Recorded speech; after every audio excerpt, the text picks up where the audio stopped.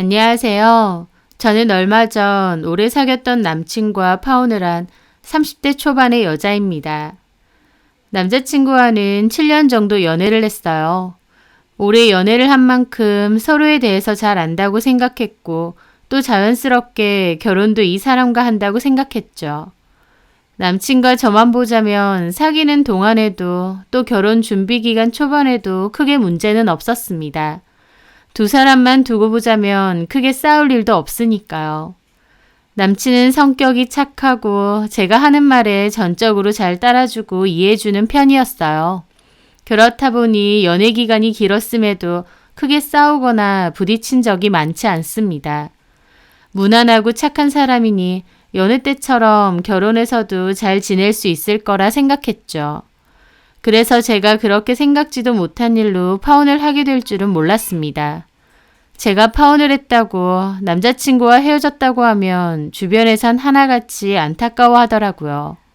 그 착한 남자친구와 왜 헤어졌느냐, 그렇게 오래 사귀었는데 아쉽지 않겠느냐 하면서요.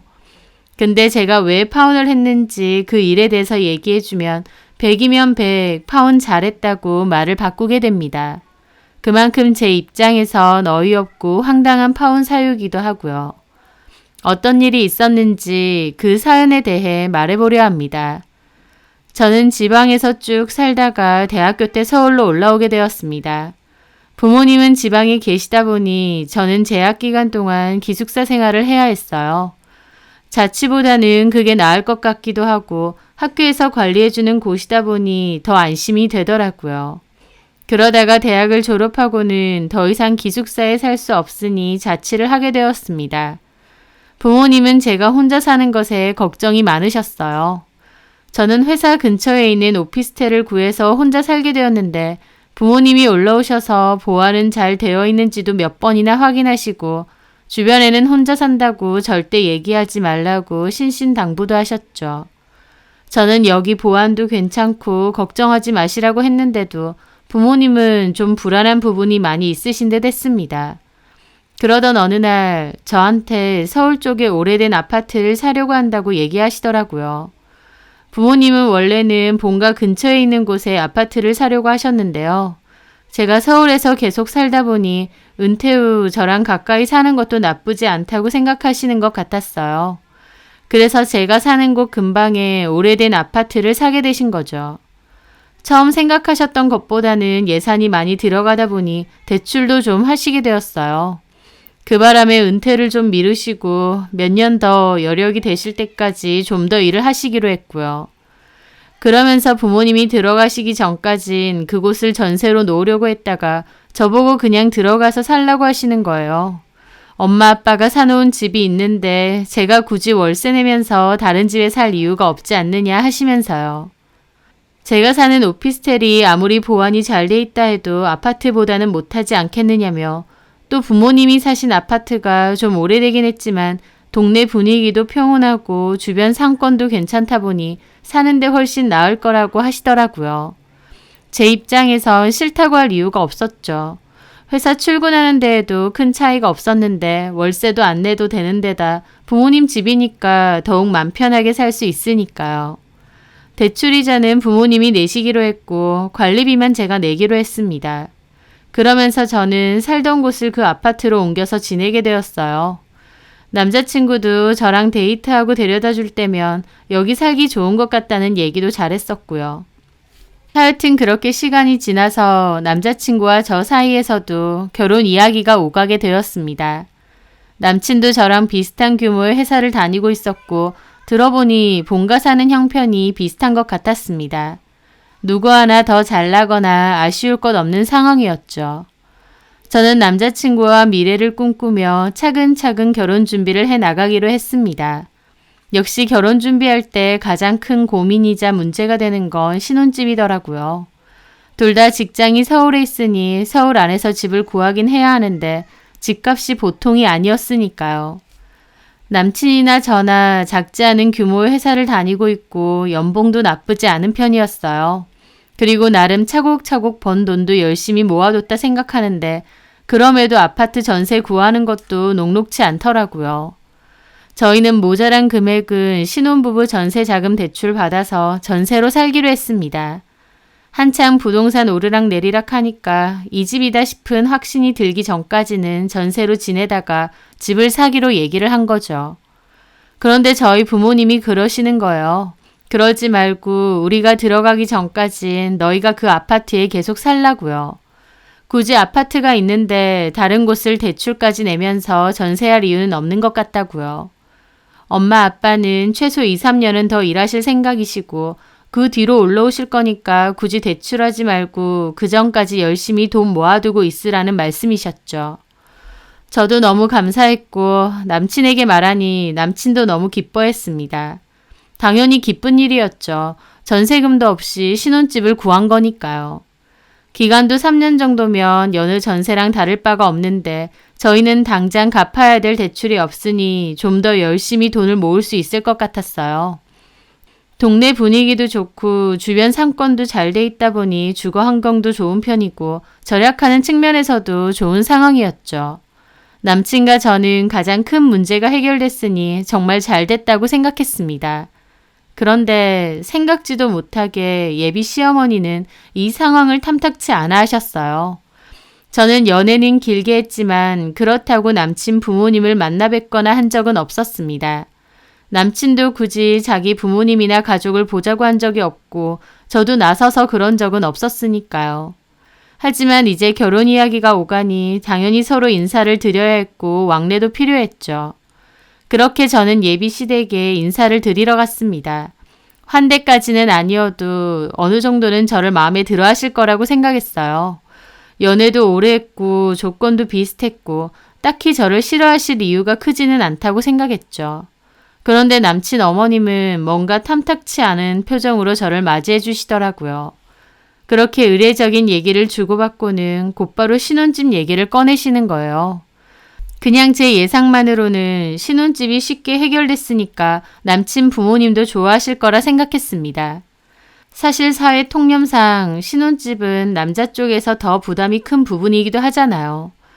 그런데 비록 3년이긴 하지만 일단 돈 한 푼 안 들이고 신혼집이 해결된 상황이었고 더불어 혼수도 크게 부담이 확 줄었으니까요. 집에 제가 쓰던 가전제품도 다 있으니까 침대나 그 외 필요한 가전 몇 개, 남친 필요한 물건만 들여오면 되다 보니 돈도 훨씬 절약할 수 있고 싫어하실 만한 이유가 없다고 생각했습니다. 시댁에서 쌍수 들고 저희 부모님께 너무 고맙다 하실 정도까진 아니라도 그래도 집이 해결돼서 다행이다 좋아하실 줄 알았죠. 그런데 어머님은 아들에게 신혼집 얘기는 들었는데 꼭 거기서 살아야겠느냐고 마음에 안 드는 부분이 있다고 하시더라고요. 저는 어떤 부분이 마음에 안 드시냐고 조심스레 여쭤봤죠.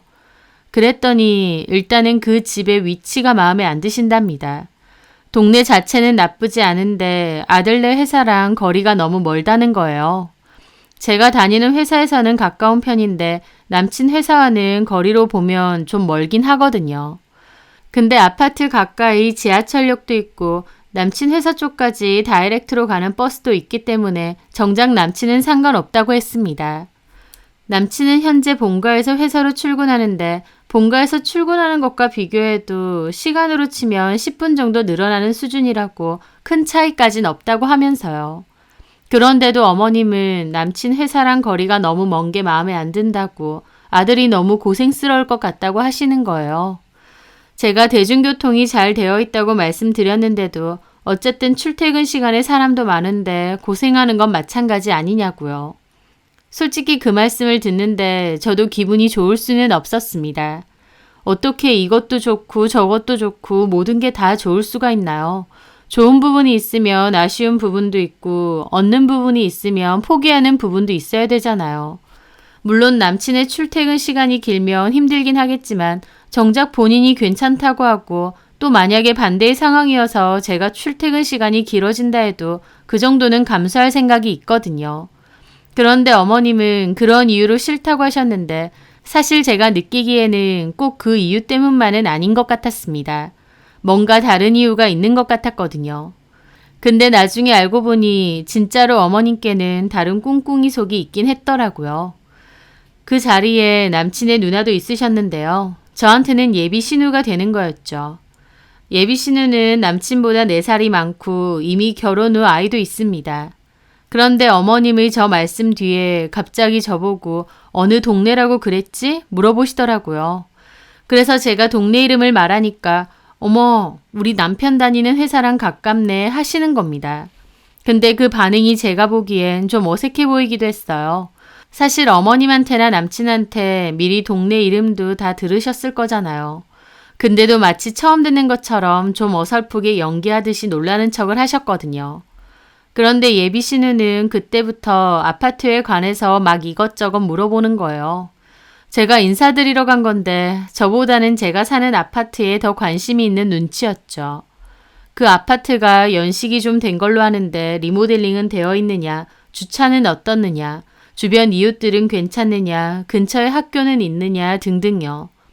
그때까지만 해도 저는 남친 누나분도 우리 동네로 이사 오고 싶어서 궁금해하시나 보다 생각을 했어요. 그래서 제가 아는 선에선 열심히 설명을 드렸죠. 예비 신우는 딱 괜찮다면서 아니나 다를까 우리도 이사 알아보고 있다고 그러더라고요. 그날은 제 얘기나 결혼 얘기보다 아파트에 관한 얘기만 실컷 하다가 나온 것 같아요. 어쨌든 그렇게 찝찝한 첫 만남은 끝이 났습니다.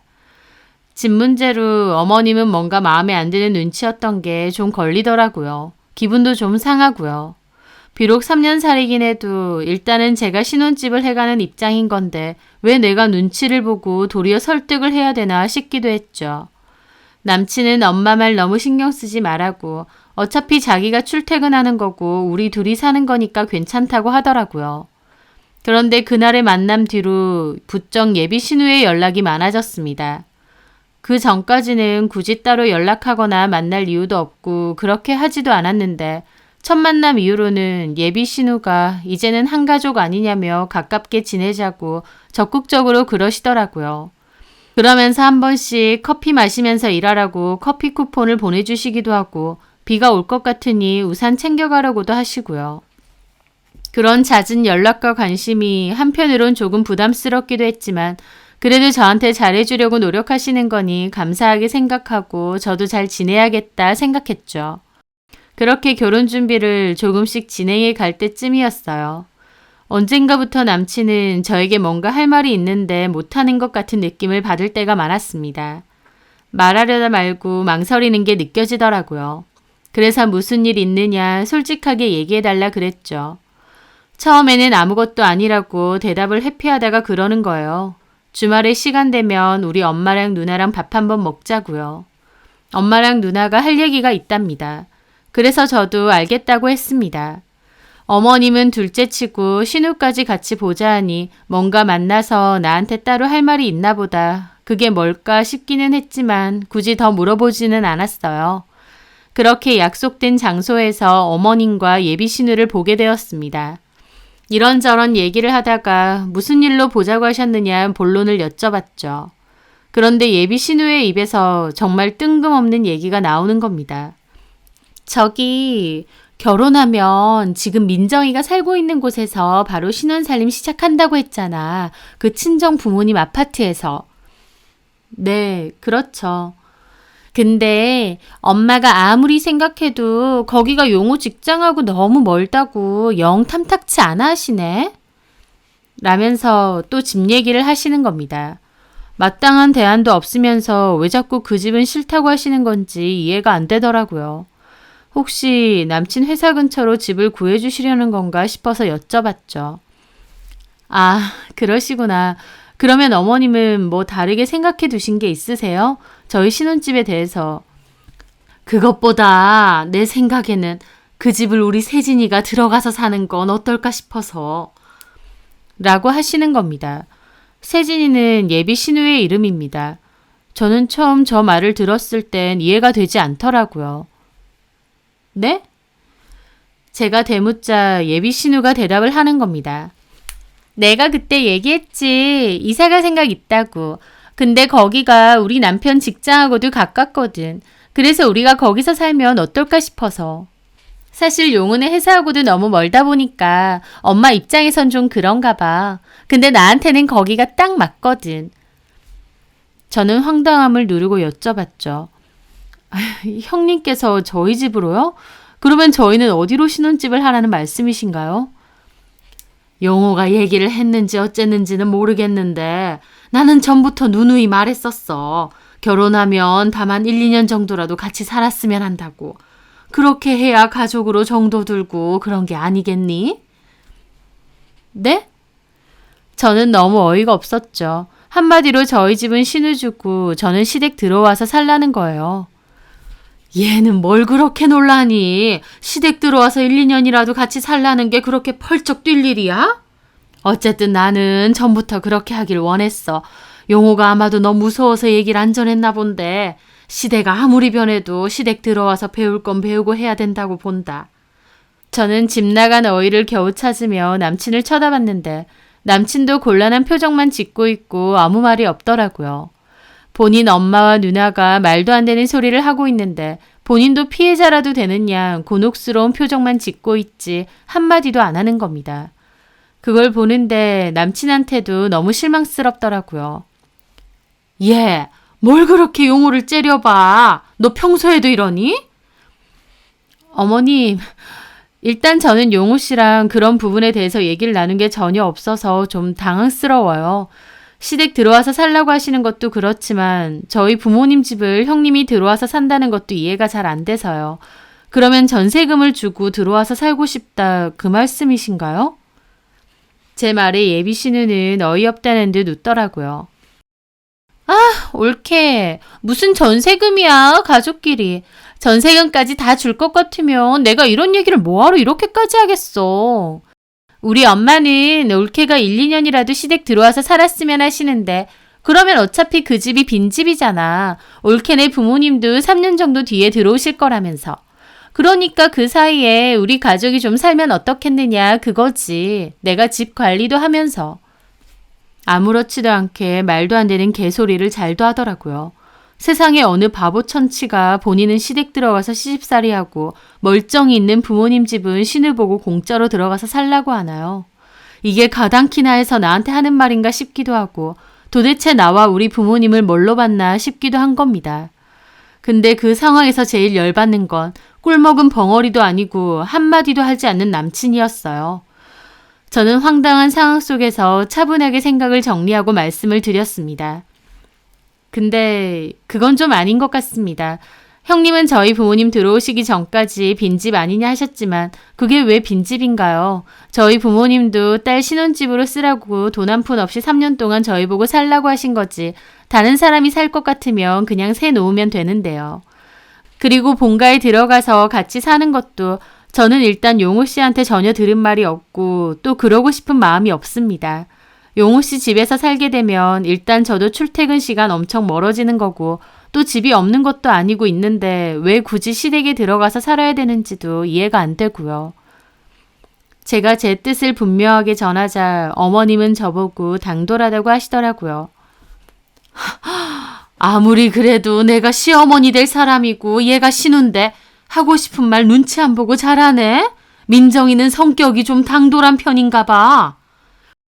할 말이 있을 땐 분명히 하는 편이라서요. 근데 옳게 좀 이기적이네. 이제 한 식구 될 건데 서로서로 좋은 쪽으로도 생각해 볼 수 있는 거 아닌가? 뭘 그렇게 무자르듯이 단박에 안 된다고요?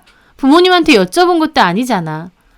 그게 왜 서로서로 좋은 쪽인가요? 그러면 형님은 입장 바꿔서 제 입장이 되면 바로 집 주고 본인은 시댁으로 들어가실 수 있으세요? 난 기꺼이 그렇게 할 수 있어. 가족이 왜 가족인데 나는 그렇게 이기적으로 굴지는 않거든. 코웃음이 절로 나더라고요. 실제로 그렇게 되면 그럴 생각 전혀 없을 거면서 뻔뻔하게 자기는 그러겠다는 겁니다. 어떻게 가족들이 이렇게 대놓고 염치 없고 뻔뻔할 수 있나 놀랍더라고요. 저도 기분이 상할 대로 상해서 아무 말도 안 하고 있었고 한참이나 무거운 분위기가 이어졌죠. 그러다가 어머님이 그러시는 겁니다. 좋아 그럼.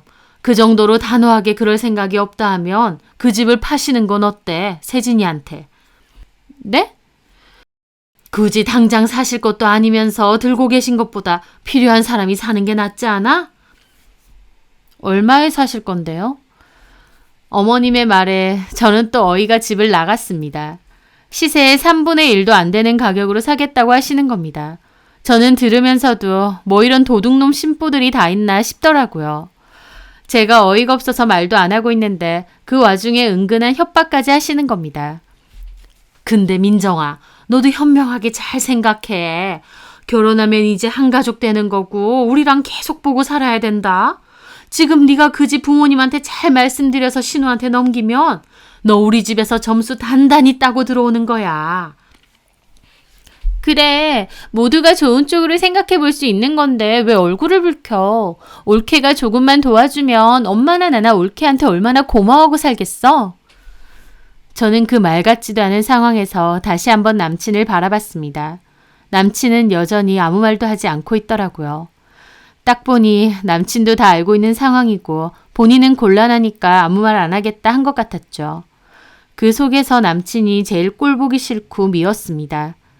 7년 동안 연애하면서 잘 지내왔고 내 인생의 동반자라고도 생각했는데 이런 상황 앞에서 한마디도 하지 않고 철저하게 반감만 하고 있는 겁니다. 그걸 보는데 저도 정신이 확 들고 내가 내 발등 찍는 결혼할 뻔했구나 싶었어요. 뻔뻔하고 말도 안 되는 부탁을 잘도 하는 예비시댁 가족들 때문이 아니라 말도 안 되는 상황에서 제가 곤란해하고 있는데도 남일인 양 모른 척하고 있다는 게 너무 소름 끼치는 겁니다. 이제라도 신우가 우리 집을 거저 먹으려는 것도 반대하고 처음 계획처럼 결혼을 한다고 해도 이 사람을 믿고 살아가긴 힘들겠다라는 판단이 확 서더군요. 고부 갈등이라도 생기면 방패막이 역할은커녕 남일인 양 불쌍한 척하면서 뒷짐지고 있을 게 뻔해 보였습니다. 저는 그 순간 이미 마음속에서 이 결혼은 아니다로 결론을 짓고 정리를 내렸습니다. 제가 그러고 있는 사이에도 남친 어머님은 말 같지도 않은 시댁 유세 떨면서 현명하게 생각해라 이러고 있고 남친 누나도 동조하고 있는데 참 기가 막히고 코웃음만 절로 났죠.